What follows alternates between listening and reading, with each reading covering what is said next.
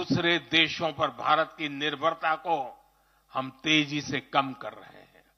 इसलिए हम देश के लिए बड़े लक्ष्य बना रहे हैं और उनके लिए योजनाबद्ध तरीके से काम भी कर रहे हैं। भविष्य में हम एक ऐसा भारत देखेंगे जिसे लाखों करोड़ रुपए का खाद्य तेल बाहर से लाने की जरूरत नहीं होगी।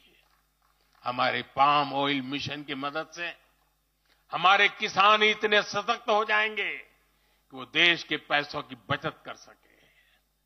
बीते कुछ वर्षों में दलहन, तिलहन और श्री अन्न के लिए विशेष नीतियां बनाई है, जिससे छोटे छोटे किसानों को मदद हो रही है। भविष्य में भी हमारे किसानों को इनसे और लाभ मिलेगा। किसानों के भविष्य को सुरक्षित करने के लिए हमने देश के कोने कोने में अमृत सरोवर अभियान भी शुरू किया। आजादी का अमृत महोत्सव, हम बहुत कुछ कर सकते थे। हम दिल्ली के अंदर कोई एक बड़ा ताबूत खड़ा कर देके नाम लिखवा सकते थे कि आजादी के अमृत काल में मोदी जी ये बना के गए। हमने आजादी के अमृत वर्ष को जन आंदोलन बनाया और काम क्या किया? तालाब बनाए।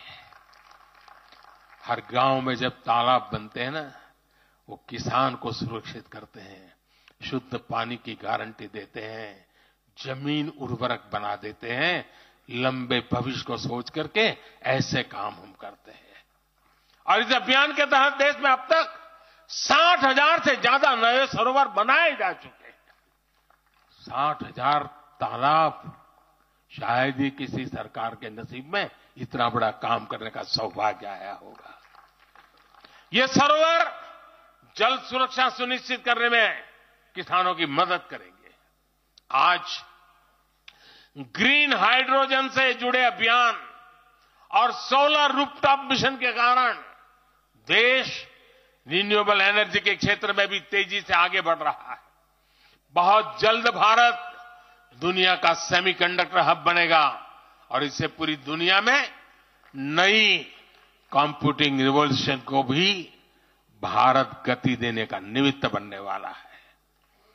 पोर्ट लेड ग्रोथ से पब्लिक ट्रांसपोर्ट तक आने वाले समय में हर क्षेत्र को नई ऊंचाई मिल सकेगी।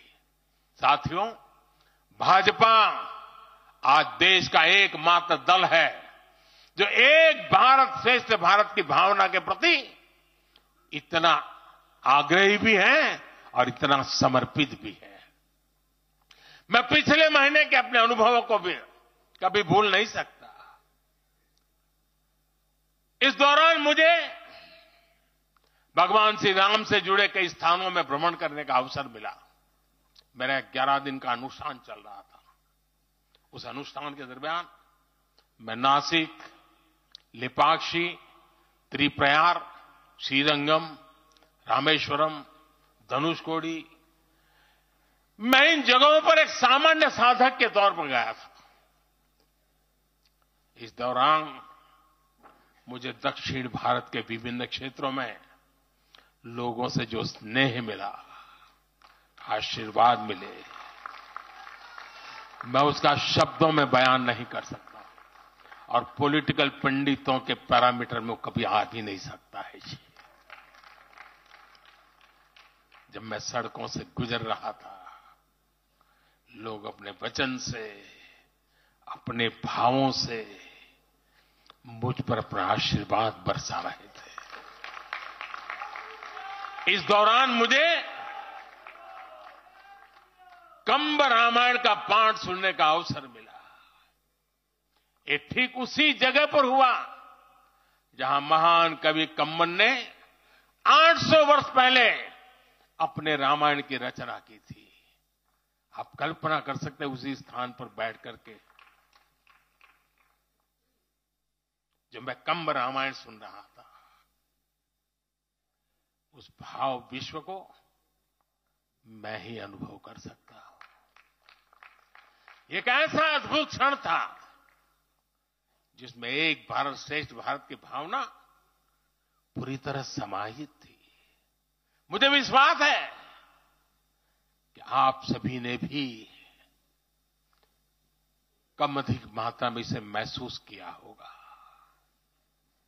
हम हमेशा विभिन्न तरीके से देशवासियों को करीब लाने का निरंतर प्रयास करते हैं। एकता के सूत्र में बांधने के लिए हमारी कोशिश रहती है। चाहे संयुक्त राष्ट्र में पहली बार जाकर के कोई तमिल में बोलता है, जगत गुरु बसवेश्वरा का संदेश दूर दूर तक पहुंचाने के लिए हम लेके जाते हैं। काशी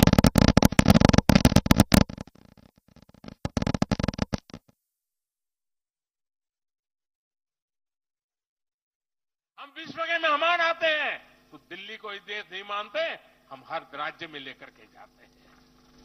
हमारे राजभवनों में हर राज्यों के स्थापना दिवस बनाए जाते हैं। कोई भी राज्य भवन होगा लेकर के जाते हैं। हमारे राजभवनों में हर राज्यों के स्थापना दिवस बनाए जाते हैं।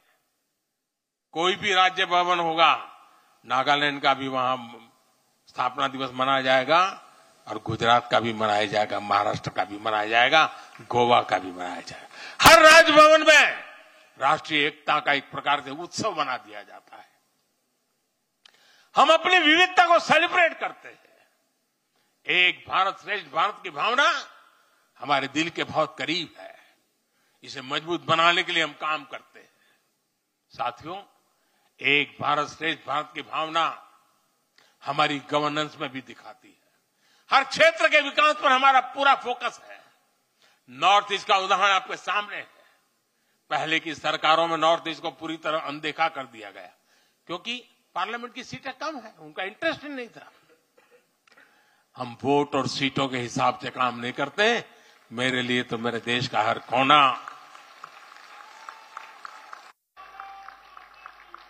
समृद्ध हो, विकसित हो, ये हमारा भाव है।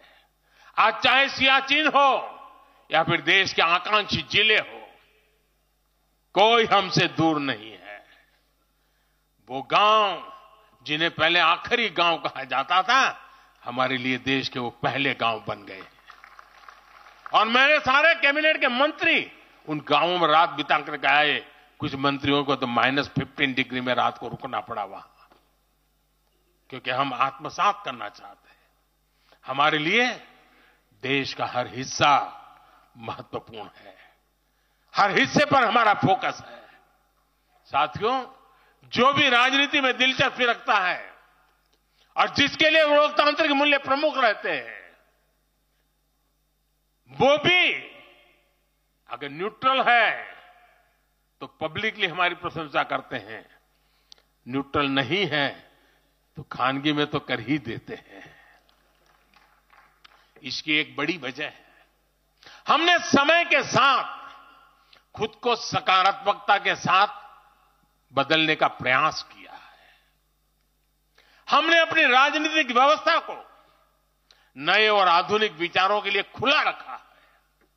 आजादी के बाद वर्षों तक जिन्होंने हमारे देश पर शासन किया, उन्होंने एक व्यवस्था बना दी थी। उस व्यवस्था में कुछ बड़े परिवारों के लोगों को ही सत्ता के केंद्र में रहे। उनके आसपास रहने वाले लोगों को ही राजनीतिक ताकत मिलती रही। अहम पदों पर परिवार के करीबियों को ही आगे बढ़ाया गया। हमने इस व्यवस्था को भी बदल दिया। हमने नए लोगों को मौका दिया कि वो हमारी व्यवस्था का हिस्सा बने और परिणाम ला करके दिखाएं। इससे व्यवस्था में नयापन आया और इसका लोकतांत्रिक स्वरूप कायम रहा। हमारी कैबिनेट में रिकॉर्ड संख्या में नॉर्थ ईस्ट के मंत्री हैं। नागालैंड से पहली बार एक महिला राज्यसभा में सांसद बन गई है। हमें गर्व है कि हमने पहली बार त्रिपुरा के व्यक्ति को काउंसिल ऑफ मिनिस्टर्स के अंदर स्थान दिया है। पहली बार हमारी सरकार में अरुणाचल प्रदेश को कैबिनेट मिनिस्टर मिला। पहली बार गुर्जर मुस्लिम को राज्यसभा के लिए नॉमिनेट किया गया। हमारी सरकार में ही गोवा से कैबिनेट मंत्री बनाया गया। हमें गर्व है कि हम बीजेपी के एक ऐसी संस्कृति का हिस्सा है जो मंत्रालय में रिकॉर्ड ओबीसी प्रतिनिधित्व सुनिश्चित किया जाता है। जी न्यूज़।